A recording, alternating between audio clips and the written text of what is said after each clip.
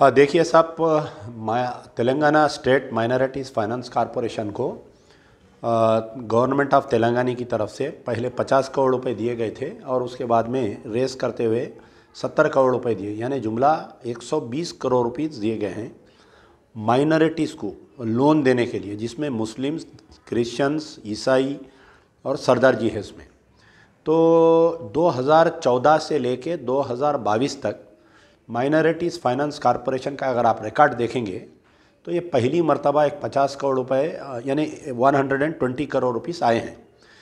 2014 से 2022 तक जुमला 8 साल में मुसलमानों को क्या मिल रहा, 120 करोड़ रुपए मिल रही, जबकि खाली तेलंगाना में हैदराबाद डिस्ट्रिक्ट और अकनाफ के डिस्ट्रिक्ट में 50 लाख मुसलमान हैं। जबकि बरखिलाफ़ इसके अगर आप देखें तो पता चलेगा कि जो दलित बंधु स्कीम है, यानी हम माइनॉरिटी से भी कम होंगे वो लोग दलित्स, तो उनके लिए 5,900 करोड़ रुपए का ऐलान किया गया और मुसलमानों के लिए सिर्फ 120 करोड़ रुपए। और इसमें यह है कि दलित्स को जो लोन दिए जा रहे हैं दलित बंधु स्कीम के तहत, उनको डायरेक्ट लोनिंग है, बैंक की गारंटी नहीं है उसमें। डायरेक्टली कोई भी दलित जाकर जो है कंसर्न कलेक्टर का ने अपना दावा पेश करके एक फैमिली 10 लाख रुपए का लोन ले रही, वहाँ पर उनको ट्रैक्टर दे रहे हैं, उनको फील्ड में काम करने के लिए ज़मीन दे रहे हैं, उनको हर वो चीज़ कर रहे हैं।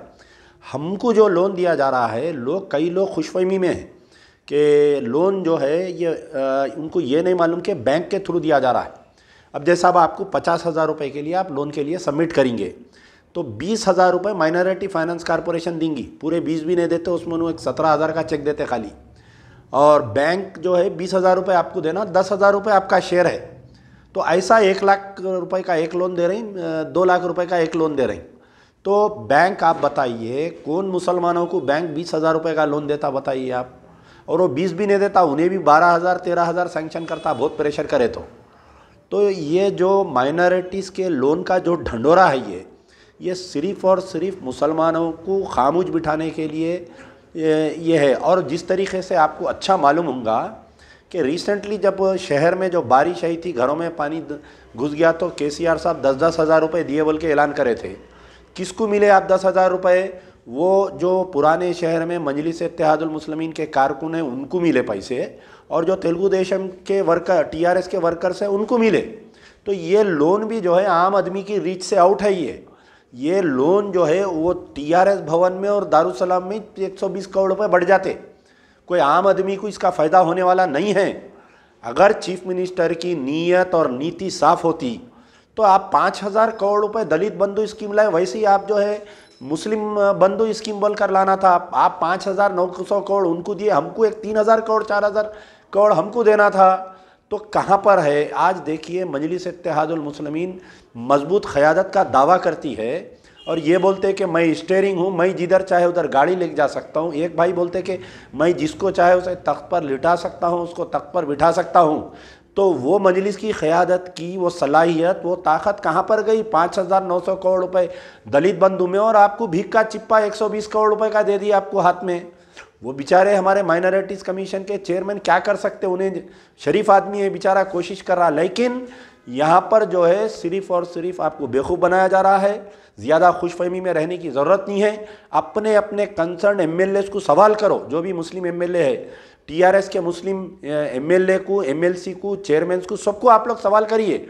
जहाँ ख़ास तौर पर अजला में जो लीडर्स है, अगर आपके दरमियान में किसी दावत में या किसी में मुलाकात होंगी तो आप पकड़ के पूछो उनको, एक ही बात पूछो, चाहे वो असदुद्दीन ओवैसी से पूछो, अकबरुद्दीन ओवैसी से पूछो, कोई एमएलए से पूछो, या टीआरएस के एमएलए से पूछो, या अगर कोई गैर मुस्लिम एमएलए है, मिनिस्टर है, तो ये डिस्ट्रिक्ट्स में अगर लोग सवाल करना चालू करेंगे।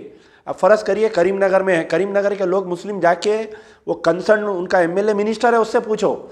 निज़ामाबाद में है, कविता आती वहाँ पर, उसको पकड़ के पूछो कि दलित बंधु में 5,900 करोड़ रुपए और मुसलमानों को 120 करोड़ रुपए कह के है ये। क्या हम, आप बताइए, हमारी हालत दलितों से बदतर है क्या? बताइए आप। क्या हम वोट नहीं देते क्या? बताइए। क्या मुस्लिम टीआरएस को वोट नहीं दिए क्या? बताइए। 12% रिजर्वेशन तो किधर की खबर में दफन हो गया, वफ़ कमिश्नरेट किधर भाग गया नहीं मालूम, आलेर एनकाउंटर की तहकीक़ात किधर चले गई नहीं मालूम, 5 मस्जिदों को शहीद कर दिए वो नहीं मालूम। तो आखिर मुस्लिम क़यादत क्यों सवाल नहीं करनी भाई? ये मुस्लिम एमएलए एमपी जाके चीफ मिनिस्टर का गिरेबान क्यों नहीं पकड़ रहे हैं? आप बताइए। हमारा मुतालबा है कि ये 120 करोड़ रुपए ये भीख का चिप्पे की ज़रूरत नहीं है हमारे को। अगर गवर्नमेंट सीएम केसीआर केटीआर की अगर नीयत साफ है तो हमारे को भी जो है मुस्लिम बंधु स्कीम के तहत 5,000 करोड़ का ऐलान करिए, तो आप मुसलमानों के वोटों के हकदार रहेंगे। वरना वो दिन दूर नहीं कि ये मुसलमान वोटर जो है कांग्रेस को इख्तिदार से उतार सकते, तेलुगु देशम को इख्तिदार से उतार सकते, सियासी वनवास में भेज सकते, तो आपको भी इख्तिदार से उतार के सियासी वनवास को भेजने की हम सलाहियत और ताकत रखते हैं।